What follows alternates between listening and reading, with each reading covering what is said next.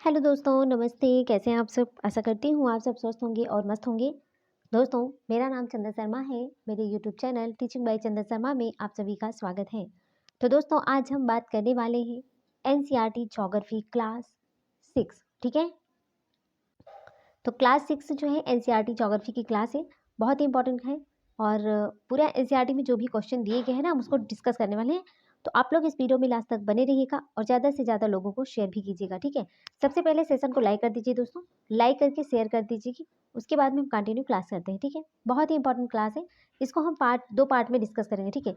NCERT geography class 6 में total 10 chapters हैं। तो 5 चैप्टर तक क्वेश्चन आंसर हम जो है वो एक पार्ट में करने वाले हैं। देन उसके बाद में हम जो 5 चैप्टर बचेंगे उसको हम नेक्स्ट वीडियो में करने वाले हैं। और आप लोग चैनल पर जाकर ना, वो कल हमने हिस्ट्री की जो है एनसीईआरटी की जो भी इंपॉर्टेंट क्वेश्चन थे क्लास 6 के, तो आप लोग उसको जाकर जरूर देख लीजिएगा और अपना रिस्पांस वहाँ पर दीजिएगा। उसके बाद में हम कंटिन्यू एनसीईआरटी से ही सारे क्वेश्चन को हम कराएंगे। ठीक है। तो चलिए इसी के साथ हम चलते हैं दोस्तों क्वेश्चन की तरफ। मेरा पहला क्वेश्चन है, इंपॉर्टेंट है। यहाँ पर बात करते हैं, लिखा है सही विकल्पों को चुने। ठीक है। ऐसे क्वेश्चन दे देंगे, उसके बाद में आपको वहाँ पर ऐसे फैक्ट, यहाँ से सारे क्वेश्चन है, यहाँ से ऐसे एग्जैक्ट क्वेश्चन उठा के वो आयोग जो है कि एग्जाम में पूछ लेता है। और आप जानते हैं कि बीपीएससी 1-2, बीपीएससी टीआरई 1 हो टीआरई 2 हो, उसमें आपने क्वेश्चन का लेवल देखा है, किस लेवल के एग्जाम पूछे जाते हैं। तो बिहार 3 पॉइंट के लिए तो रामबाण है क्लास, बिहार 3.0 के लिए रामबाण क्लास है। तो प्लीज़ इसको अवॉइड मत कीजिएगा। ठीक है। तो चलिए दोस्तों, मेरा पहला क्वेश्चन है कि राशियों की कुल कितनी संख्या है। राशियों की कुल संख्या कितनी होती है आपको बताना है। ऑप्शन ए है 5, ऑप्शन बी है 12, ऑप्शन सी है 8, ऑप्शन डी है 27। तो बताइए कि राशियों की कुल संख्या कितनी होती है। राशियों की कुल संख्या की बात करें दोस्तों तो वो होती है 12। कितनी होती है? राशि 12 होती है। ठीक है, 12 राशि होती है। नेक्स्ट क्वेश्चन है कि सूर्य की आकृति कैसी होती है। आपको बताना है कि सूर्य की आकृति कैसी होती है। बताइए, गोल होती है, चिपटी होती है, वर्गाकार है या फिर आयताकार है। सूर्य की आकृति, आकृति पूछा है यहाँ पर, तो सूर्य की आकृति कैसी है? गोल है। आपने देखा है ना सूर्य, मॉर्निंग में आप देख सकते हो ना, मॉर्निंग में एकदम गोल गोल सा रहता है सूर्य। चलिए आगे देखते हैं। नेक्स्ट क्वेश्चन है, सौर परिवार का मुखिया कौन है। वेरी इंपॉर्टेंट है। ऐसे फैक्ट, ऐसे पूरा क्वेश्चन ऐसे उठा के ना ऐसे पेपर में दे देंगे। अगर आपने नहीं पढ़ा है तो वहाँ पर गलत कर दोगी। पूछा गया है कि सौर परिवार का मुखिया कौन है। तो सौर परिवार के मुखिया की बात करें दोस्तों तो वो होता है हमारा सूर्य। ठीक है। सौर परिवार का मुखिया क्या होता है? सूर्य। ठीक है। चलिए नेक्स्ट क्वेश्चन पे बात करते हैं दोस्तों। ग्रहों की कुल संख्या कितनी होती है। मोस्ट इंपॉर्टेंट है, बताना है आपको कि ग्रहों की कुल संख्या कितनी होती है। 8 है, 9 है, 12 है या फिर 27 है। बताइए ग्रहों की संख्या कितनी होती है। देखिए, ग्रहों की संख्या जो है दोस्तों वो 8 है। पहले तो 9 थी, लेकिन एम को ग्रह की श्रेणी से निकाल दिया गया क्योंकि वो बौना ग्रह था 2006 में। तो आपको बताना है कि ग्रहों की कुल संख्या कितनी है। तो ग्रहों की जो कुल संख्या है वो है 8। ओके। नेक्स्ट क्वेश्चन है कि सप्तऋषि कितने तारों का समूह है। सप्तऋषि कितने तारों का समूह है, बताना है हमको। 27 है, 8 है, 12 है या फिर 7 है। सप्तऋषि कितने तारों का समूह है। सप्तऋषि की बात करें तो वो है 7। 7 तारों के समूह को क्या बोलते हैं? सप्तऋषि बोलते हैं। ठीक है।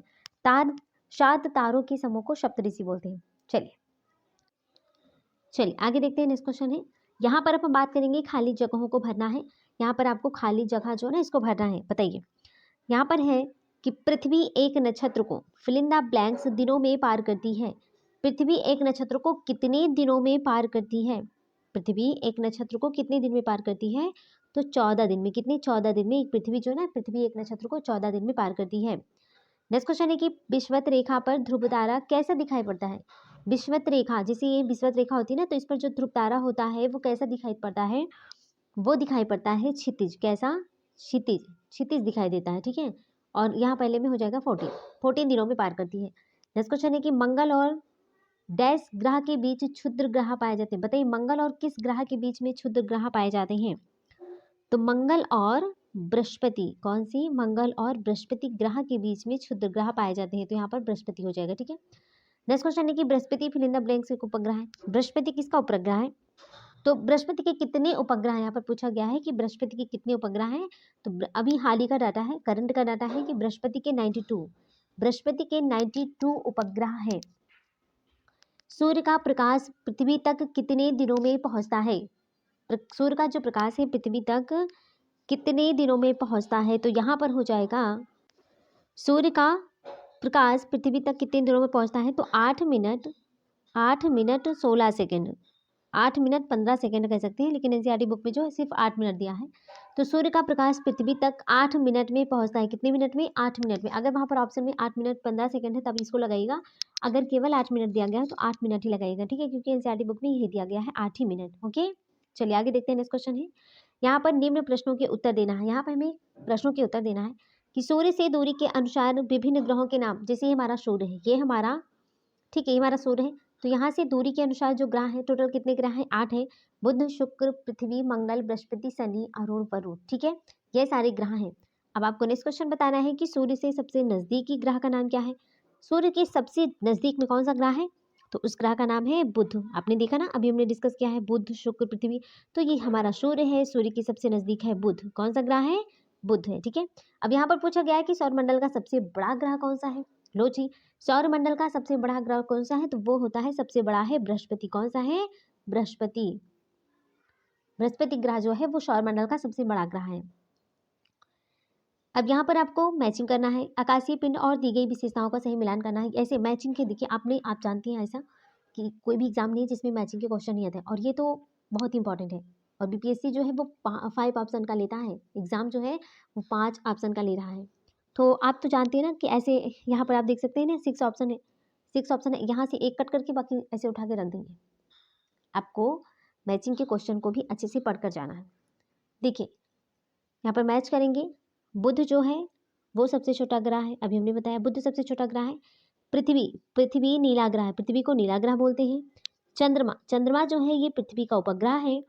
उल्का पिंड है ये आकाश में चक्कर लगाने वाले पत्थर के छोटे टुकड़े, आकाश में चक्कर लगाने वाले पत्थर के छोटे टुकड़े को उल्कापिंड कहते हैं। रही बात आकाशगंगा की, लाखों तारों के समूह को आकाशगंगा कहते हैं, एंड लाखों आकाशगंगा के समूह को ब्रह्मांड कहते हैं। तो यहाँ पर ऑप्शन हमारा पूरा मैच हो गया है। चलिए आगे देखते हैं। नेक्स्ट क्वेश्चन है कि समदिवारात्रि होता है, इंपॉर्टेंट है, समदिवारात्रि होता है कब होता है? 22 जून, 21 सितंबर, 21 मार्च, 21 जून, 21 मार्च 23 सितंबर, या फिर 21 सितंबर 21 दिसंबर को। समदिवारात्रि मतलब कि दिन और रात समान कब होता है? किस दिन को दिन और रात समान होती है? समदिवा का मतलब यही होता है कि दिन और रात समान कब होते हैं, बताइए। तो इसका राइट आंसर हो जाएगा 21 मार्च 23 सितंबर को, 21 मार्च और 23 सितंबर को समदिवारात्रि होती है। नेक्स्ट क्वेश्चन है कि सबसे बड़ा दिन कब होता है? सबसे बड़ा दिन कब होता है? तो सबसे बड़ा दिन जो होता है वो 21 जून को। कब होता है? 21 जून को सबसे बड़ा दिन होता है। नेक्स्ट क्वेश्चन है कि पृथ्वी अपने अक्ष पर झुकी है, पृथ्वी अपने अक्ष पर कितने 90 झुकी है? तो यहाँ पर इसका राइट आंसर हो जाएगा 23.5 अंश, 23.5 डिग्री पर पृथ्वी अपने अक्ष पर झुकी हुई है। ये सारे क्वेश्चन इंपॉर्टेंट है, आप इसको स्टार लगा लीजिएगा, ठीक है, सारे क्वेश्चन में इंपॉर्टेंट है। नेक्स्ट क्वेश्चन है कि शीतोष्ण कटिबंध में क्या होता है? बहुत गर्मी पड़ती है, कम गर्मी पड़ती है, बहुत बरसात होती है, या फिर अधिक ठंड और कम गर्मी पड़ती है? शीतोष्ण कटिबंध में क्या होता है? तो शीतोष्ण कटिबंध में क्या होता है? कम गर्मी पड़ती है। क्या होता है? कम गर्मी पड़ती है। नेक्स्ट क्वेश्चन है कि जहाँ सालों भर गर्मी पड़ती है वह क्षेत्र क्या कहलाता है? जहाँ सालों भर गर्मी पड़ती है वो क्षेत्र क्या कहलाता है? तो उस क्षेत्र को हम कहते हैं विषुवत रेखा पर, ठीक है, विषुवत रेखा पर सालों भर गर्मी पड़ती है, विषुवत रेखा पर सालों भर गर्मी पड़ती है। नेक्स्ट क्वेश्चन है कि पृथ्वी आकार में चंद्रमा से छोटी है, बड़ी है, समान है? तो हमारी जो पृथ्वी है ना, पृथ्वी का जो आकार है वो चंद्रमा से छोटा है, बड़ा है, या फिर समान है? तो पृथ्वी आकार में चंद्रमा से बड़ी है। कैसी है पृथ्वी? ये हमारी पृथ्वी जो है ना वो चंदा मामा से बड़ी है, चंदा मामा से हमारी पृथ्वी बड़ी है, ठीक है। नेक्स्ट क्वेश्चन है, पृथ्वी आकार में चंद्रमा से क्या है? बड़ी है। यहाँ पर ऑप्शन नहीं हो जाएगा। चंद्रमा पर पहुंचने वाले पहले व्यक्ति कौन थे? चंद्रमा पर पहुंचने वाले जो पहले व्यक्ति थे वो कौन थे? वो थे नील आर्मस्ट्रांग। कौन थे? Option D is the right answer हो जाएगा। नील आर्मस्ट्रांग ऐसे व्यक्ति थे जो चांद पर पहुंचने वाले पहले व्यक्ति थे। चलिए आगे देखते हैं। यहाँ पर सही विकल्प को चुनना है, यहाँ पर जो राइट आंसर है उसको दिखना है। देखिए यहाँ पर राइट आंसर क्या है? जीवन पनपता है, हमारा जो जीवन है हमारा ही नहीं, जीवन जो पनपता है कहाँ पर? स्थल मंडल पर, जल मंडल, जय मंडल पर या फिर वायुमंडल पर? जीवन पनपता है, कहाँ पर पनपता है? तो जीवन जो है वो पनपता है जय मंडल पर। कहाँ पर? जय मंडल पर। नेक्स्ट क्वेश्चन है कि अंतरिक्ष में जाने वाले पहले भारतीय कौन थे? तो अंतरिक्ष में जाने वाले पहले भारतीय, यहाँ पर पूछा जा रहा है भारतीय, ठीक है। अगर भारतीय लिखा है तो यहाँ पर राइट आंसर हो जाएगा राकेश शर्मा। भारतीय हैं तब तो राकेश शर्मा हो जाएंगे। ओके, इंपॉर्टेंट है। चलिए आगे देखते हैं। नेक्स्ट क्वेश्चन है, जल डमरू मध्य जोड़ता है। ये जो जल डमरू मध्य होता है ना, क्या जोड़ता है? क्या जोड़ता है? दो बड़े भूस्थलों को, दो बड़े जलभागों को, दो झीलों को या फिर दो नदियों को। तो जल डमरू मध्य जोड़ता है, किसको जोड़ता है? जल डमरू मध्य। जल डमरू मध्य जो होता है ना, वो दो बड़े जल भागों को जोड़ता है। किसको? दो बड़े जल भागों को जल डमरू मध्य जोड़ता है। Option B is the right answer हो जाएगा। नेक्स्ट क्वेश्चन है कि समताप मंडल होता है। समताप मंडल कहाँ पर होता है? बताइए। जल मंडल में होता है, स्थल मंडल, वायुमंडल या फिर जय मंडल?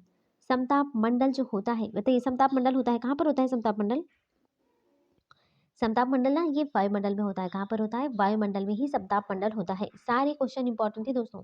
देखिए, एक तो एनसीईआरटी बुक से है, हम आपसे झूठ नहीं बोलते हैं, आपसे कह रही हूँ ना कि एनसीईआरटी बुक है। आपने देखा ये सारे क्वेश्चन है एनसीईआरटी के, मैंने अपने मन से नहीं बनाया। तो आप प्लीज़ इसको शेयर तो कर दो, जिससे दूसरों को भी बेनिफिट मिल सके। बहुत इंपॉर्टेंट क्लास है। यहाँ तक सोचो, ये यूपीपीएससी के लिए रामबाण क्लास है। तो सोचो, बीपीएससी, यूपीपीसीएस, एनीवन, सारे एग्जाम के लिए बहुत ज़्यादा इंपॉर्टेंट है। चलिए, यहाँ पर खाली स्थानों को भरना है, खाली जगहों को यहाँ पर भरना है, ऐसे भी क्वेश्चन दे देंगे, ठीक है। तो हम डिस्कस करेंगे कि स्थल का एक सकरा भाग जो दो बड़े स्थलीय भागों को जोड़ता है, क्या कहलाता है? स्थल का व सकरा भाग, स्थल का व सकरा भाग जो बड़े स्थलीय भागों को जोड़ता है, वो क्या कहलाता है? उसको क्या कहते हैं? उसको कहते हैं स्थल संधि। क्या बोलते हैं? स्थल संधि, ठीक है, इसको स्थल संधि बोलते हैं। चलिए नेक्स्ट क्वेश्चन में है कि पानी का सकरा भाग जो दो बड़ी जलराशियों को एक दूसरे से जोड़ता है, क्या कहलाता है? उसको कहते हैं जल संधि। क्या बोलते हैं? जल संधि, ठीक है। चलिए नेक्स्ट क्वेश्चन है कि चंद्रमा पर हवा और पानी नहीं होने से वहाँ क्या संभव नहीं है?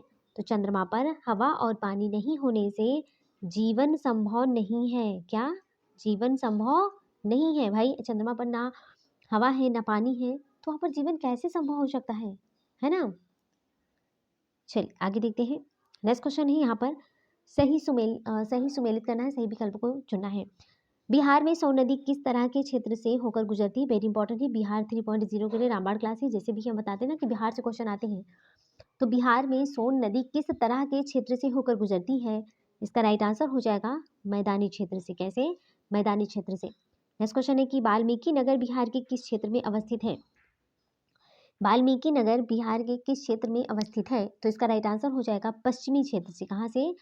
पूर्वी नहीं होगा दोस्तों, यहाँ पर हो जाएगा पश्चिमी क्षेत्र से। नेक्स्ट क्वेश्चन है, धान की फसल के लिए जो उपयुक्त मिट्टी है, कैसी मिट्टी होती है? तो धान की फसल के लिए जो उपयुक्त मिट्टी है वो है चिकनी मिट्टी।